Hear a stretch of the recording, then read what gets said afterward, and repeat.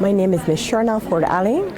I am from the St. Leonard's Boys School, and we have participated in WorldSkills Barbados cooking.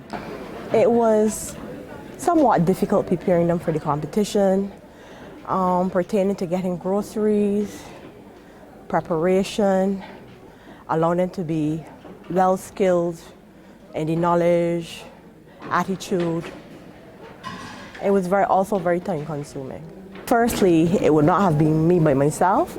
It would have been a whole school approach. Mrs. Searles would have helped me, along with many other persons within the school. And seeing the boys practice, it is a wonderful experience. And it brings to mind that we are not only teachers, we are also parents. We also are the caretakers of Barbadian children, and it was a wonderful experience because it shows you what our children can do. Not only the ones at St. Leonard's, but also all the other schools who would have participated, and also the persons within industry who would have come, sat, the ministry officials, all the persons. It was really a wonderful experience as well. So all the teachers, we are very proud of our students.